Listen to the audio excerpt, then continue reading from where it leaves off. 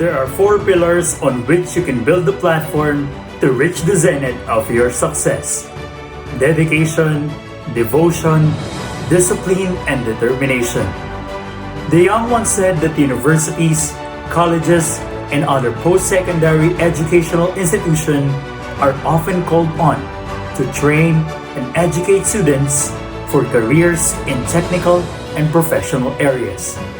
Today's activity will only prove that we had heeded on that call. Welcome to the first virtual recognition of the Bataan Peninsula State University, Balanga Campus with the theme Resiliency in Education in the Midst of the Pandemic.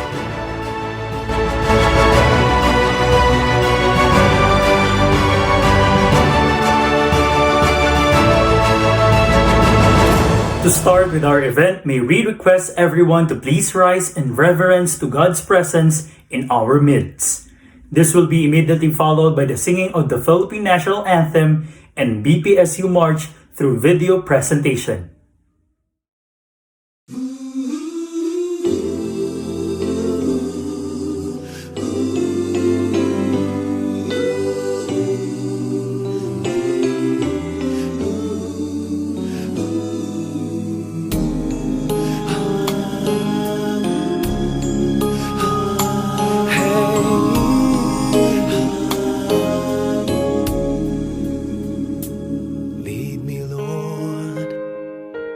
Lead me by the hand and help me face the rising sun.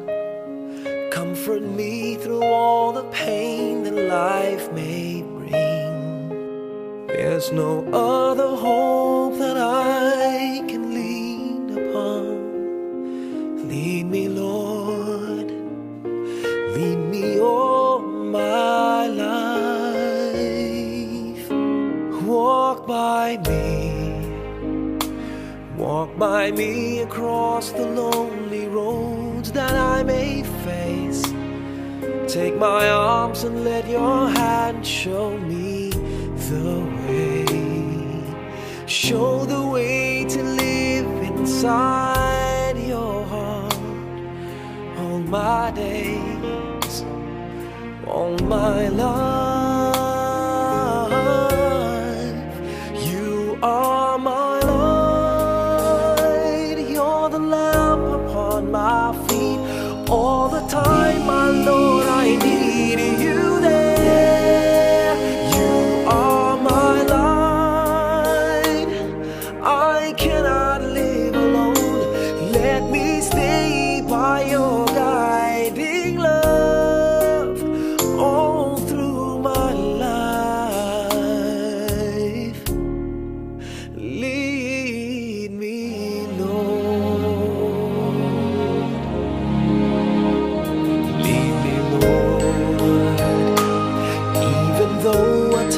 I'd rather go alone my way. Help me take the right direction. Take your road. Lead me, Lord, and never leave my side. All my days, all my life. You are my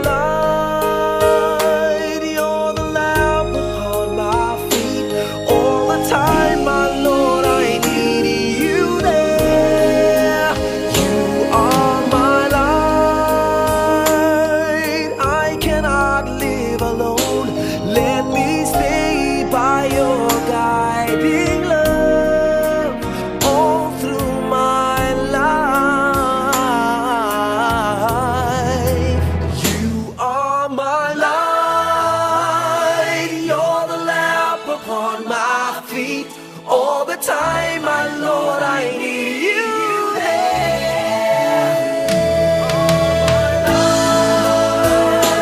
I just cannot live alone. Let me stay by your guiding love all through my life, all through my days. So lead me, oh Lord.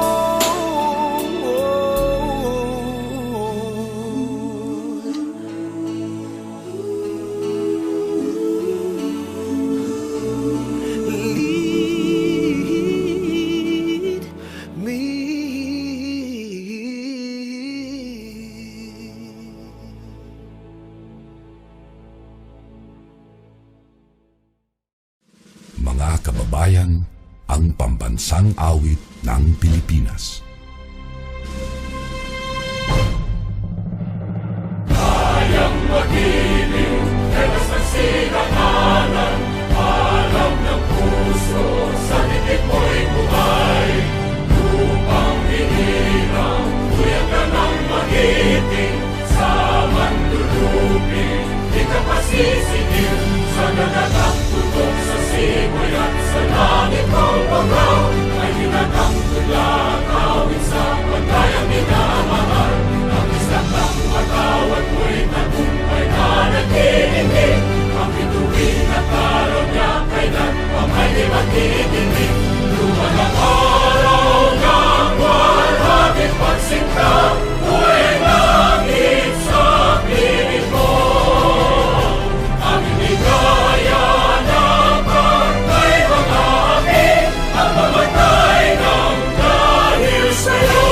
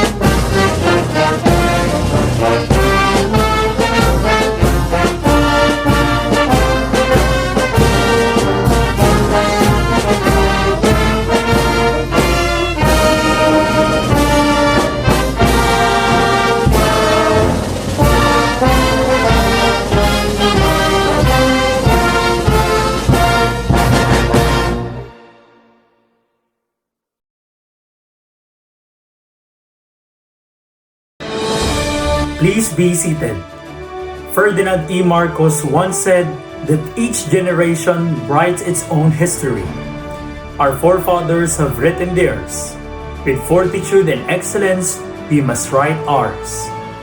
This is the vision of people rising above the routine to face formidable challenges and overcome fear. It means the rigorous pursuit of excellence. This leads to the path where to find the secret chords which turn ordinary men into heroes, mediocre into champions. This, we believe, is what the Dean of the College of Business and Accountancy of the Balanga campus upholds. Let us all welcome Mr. Cesenando C. Masangkap Jr. Recognition Day is the culmination of all the hard work and success academically and other extracurricular endeavors. This is the time when you can say, "I've made it," an important achievement that should be celebrated whatever is the current situation we are in right now. To our distinguished guests who will be introduced later, to our campus director, Dr. Romeo S. Nisay, to the deans of different colleges, co-faculty, as well as the non-teaching personnel, parents, and honorees, a safe and pleasant day. Every recognition is not only a time where you reap what you have planted throughout the year, but a signal for a new beginning for the next academic year to strive more. A time to enjoy and also to evaluate and assess for a more fruitful and successful year ahead. Today, you are called cream of the crop. So to our honorees, congratulations, we are proud of you. May your achievements continue to inspire everyone in their continuous quest for academic excellence. To the parents and guardians who worked so hard and gave their best to be the partner of today's achievers, we salute you. To us, the teaching and non-teaching staff of Balanga Campus, a job well done. Again, congratulations, stay safe, and God bless us all. Thank you, sir.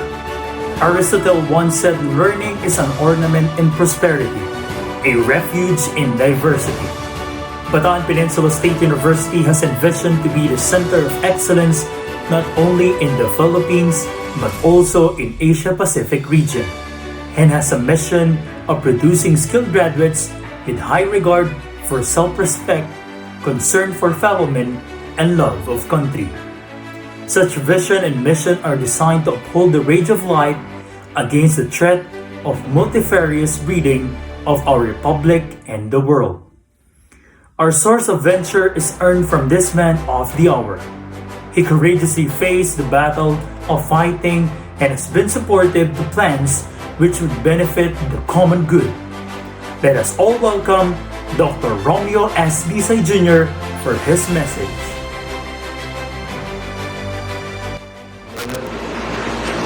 When the going gets tough, only the tough gets going.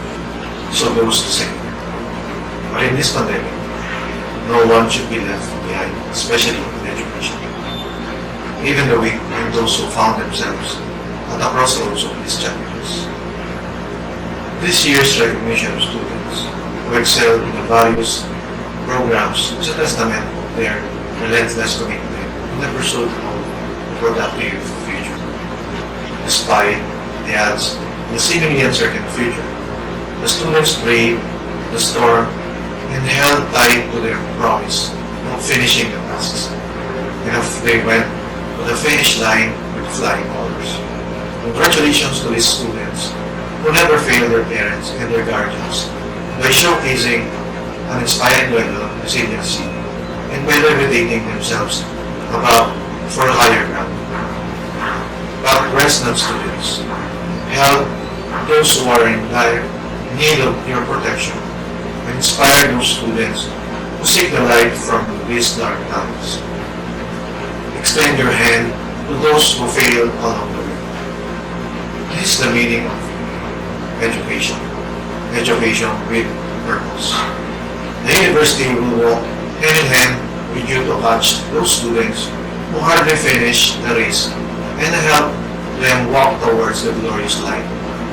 Please shine your light on them so they may see the green lights amidst a busy road. Thank you for your courage and determination. May you continue to do your best in semesters to come and help others to seek your peace. Again, congratulations.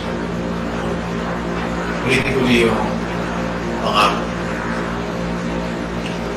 That is the meaning of education. Education with a purpose. The university will walk hand in hand with you to catch up new students who hardly finish the race and help them walk towards the glorious light. Please shine your light on them so they may see the green lights amidst the busy road. Thank you for your courage and determination, and may you continue to do your best in semesters to come and help others to see your ways. Again, congratulations. Thank you for your courage and determination. May you continue to do your best in semesters to come and help others to see your ways. Again, congratulations. Thank you, Dr. Nisay. The dawning of the new millennium is faced with 8 major public concerns, which call for greater effort and collective actions among institutions. One of these concerns is the need to uplift the quality of education in our country. This, I guess, is embodied by this person who has achieved much in his professional life. Let us now have the message of Mr. Joe D. Pagio to this year's awardees. Magandang araw po sa inyong lahat. To the President of Bataan Peninsula State University, Dr. Gregorio J. Rodis. To the Vice President for Academic Affairs, Dr. Emmanuel C. Macaraeg. To the Director for Student Affairs, Sir Cesenando Masangkap Jr. To the Director of Balanga Campus, Dr. Romeo S. Nisay. To the different deans of various colleges of BPSU Balanga Campus. To the Chairperson of the Student Affairs, Dr. Jaime M. Forbes. To all our student awardees, their proud parents and guardians, fellow teachers, and to all our students watching us today. Magandang araw po ulit sa inyong lahat. It is my privilege and honor to be invited as this year's speaker for the first virtual recognition for student achievers of our BPSU Balanga Campus. This is our way of congratulating our students who excelled academically in their respective field. BPSU Balanga Campus, its teachers and personnel, together with your parents and guardians, must have done a very excellent job in raising you to become productive citizens while molding your dreams and pushing you to the limits. Aristotle must have been very proud to validate his idea that we are what we repeatedly do. Excellence, then, is not an act, but a habit. This year's theme, Resiliency in the Midst of the Pandemic, beautifully describe what Filipinos truly are in all times, great and small.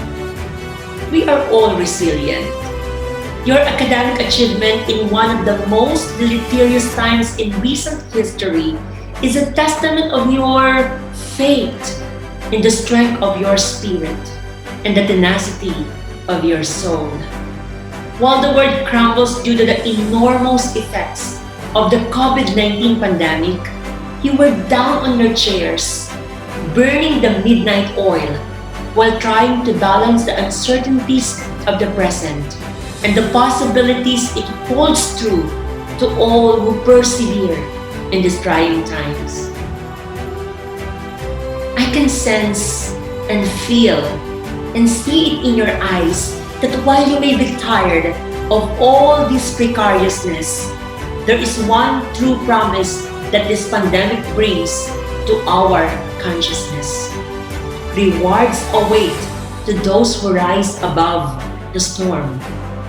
A silver lining always appears in the sky, giving us hope in an otherwise negative situation. While imagining you inside the Bataan Youth Center, where we are supposed to be in these celebratory times, I can't help but look back at the 17 or maybe 18-year-old that I was when I first received my Dean's Lister Award. 20 years ago, I was striking a very difficult balance between the precious dreams I dreamed of myself and the challenges that poverty brought right on my face. I feared both failure and poverty because when these two forces join together, it brings so much shame and disappointment. But a true resilient spirit drowned me to realize that while failure isn't fatal, failure to change might be. While poverty isn't a curse, remaining in the helm of impoverishment might be an insult to my true potentials. As Franklin Delano Roosevelt puts it, and I quote, "The only thing we have to fear is fear itself." End of quote.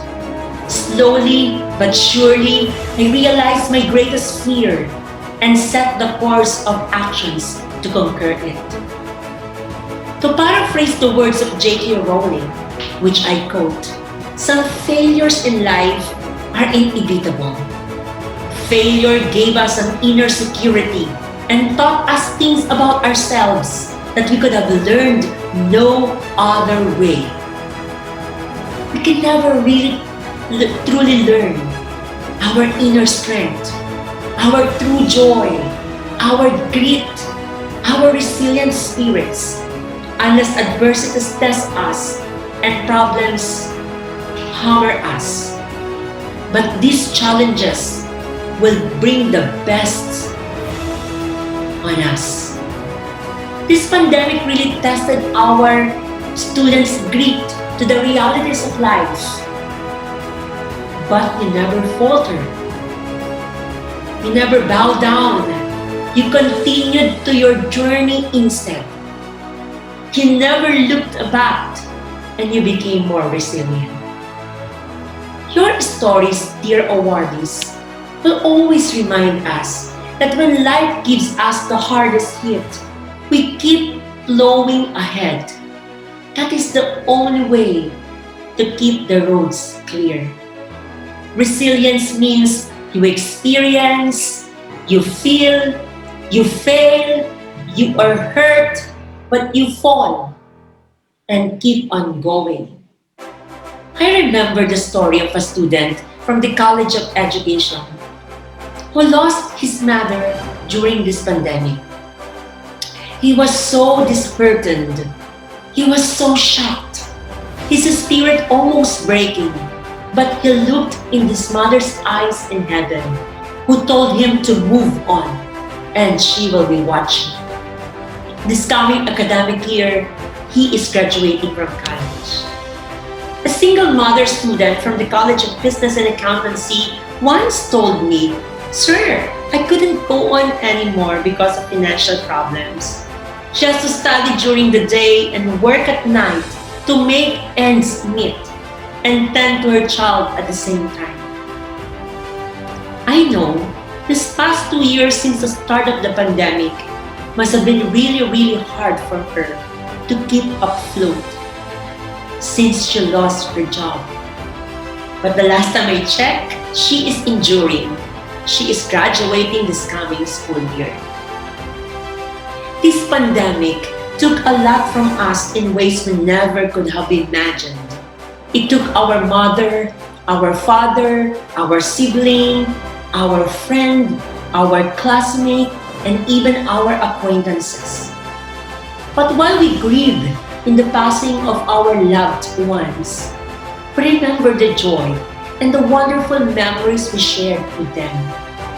I know these heartbreaks inspired our students to do better, since another angel is watching over them from heaven.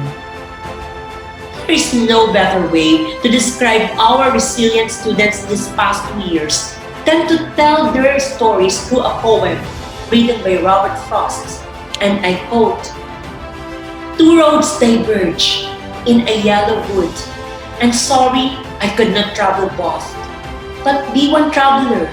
Long I stood and looked down one as far as I could to where it bent in the undergrowth.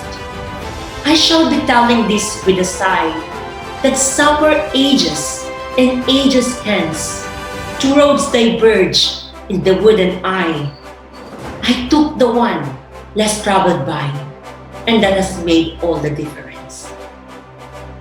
Your decisions to carry on with your schooling despite the hardships brought by this pandemic made all the difference. You may find yourself at the wrong side of the podium in some points of your future journeys. But dear awardees and students, always remember that God always take the center stage. Remember Ernest Henley's famous words in his poem Invictus, and I quote, "It matters not how straight the gate, how charged the punishment, the scroll. I am the master of my fate. I am the captain of my soul." To all our resilient student awardees and to all our students of Bataan Peninsula State University, Balanga Campus, to all the proud parents and guardians, proud teachers and advisors, congratulations for doing a very, very excellent job. Mabuhay po kayong lahat, and God bless us all. To all our kabataang Filipino, move forward and padayon. Thank you very much.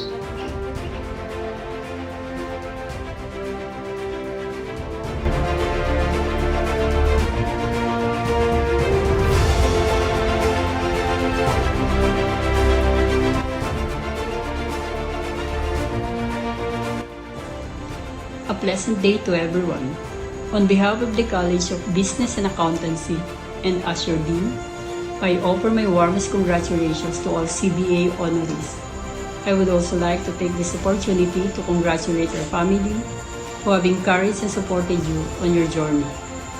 Alam natin na mahirap ang pinagdaanan natin itong nakalipas na taon dahil sa bagong scheme ng edukasyon.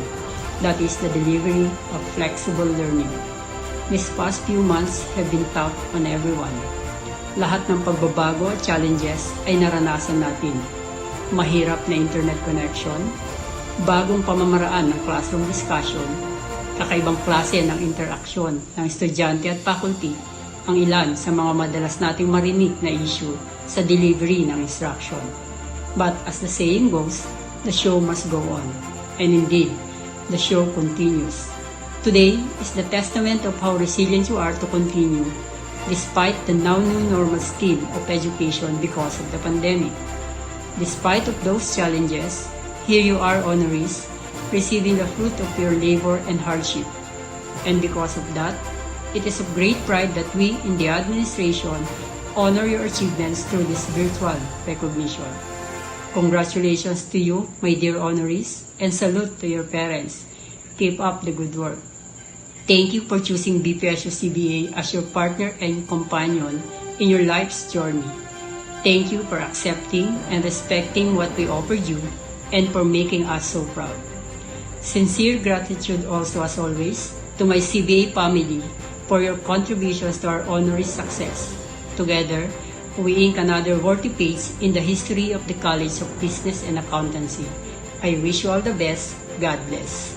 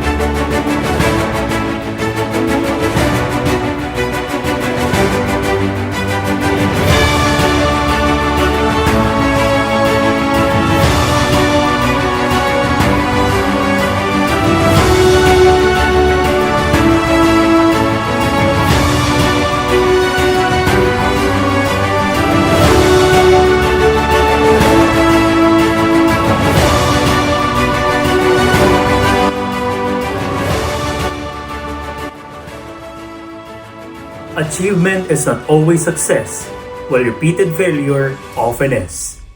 It is honest endeavor and persistent effort to do the best possible under any and all circumstances. Let us now have the academic achievers of the College of Education. Let us first have the message of the Dean of the College.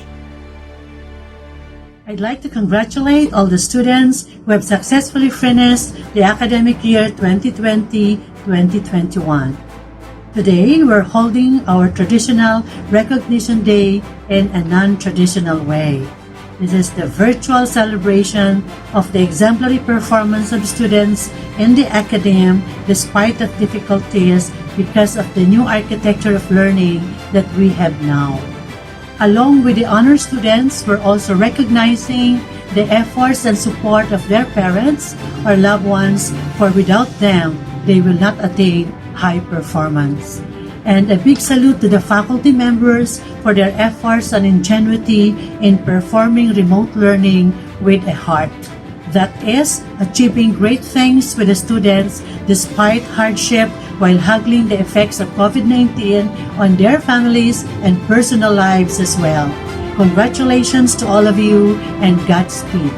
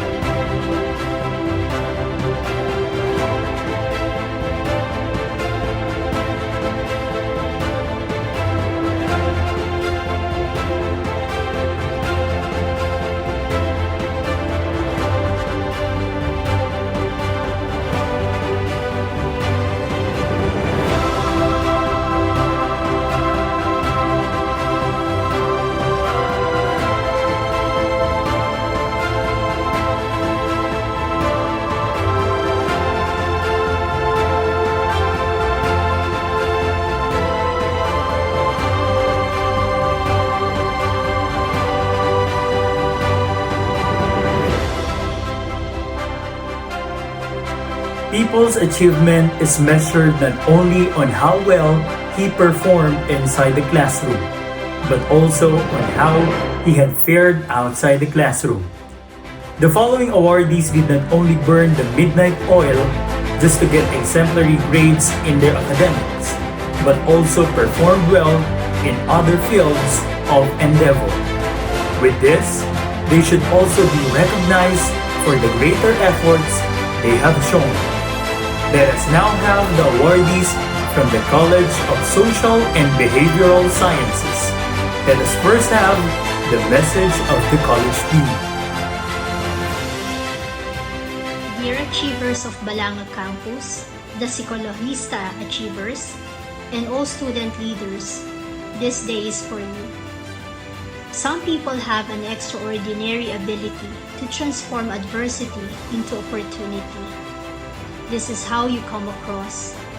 Each obstacle is an opportunity for you to achieve. You had practiced a positive attitude. That is positive psychology. Online was not a hindrance for you to reach your goals and to serve your co-students. The goal you have been able to achieve makes all the pain and hard work worth it. With your sense of hard work and dedication, I know you will continue to blossom. Just always remember that for all the accomplishments, always learn to bow down. Just to share the story of Father Orbos with an old farmer. The old farmer said, "Father, those rice stalks that stand tall and straight are empty and have nothing.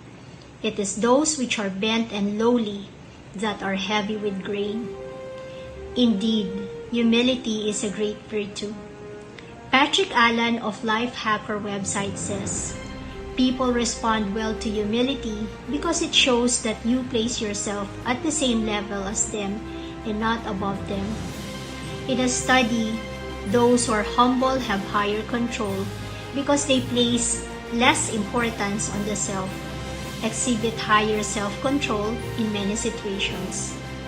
Humble people are more generous, listening attentively, respecting other people's opinion, because a humble person would consider the expertise of others. I believe that humility will always be seen in you. To the proud parents, thank you for your continuous support to your children. The hardship your children had experienced had been easier because of your care and love. With that, congratulations, dear parents, and continuously have the patience and perseverance to guide and support your children.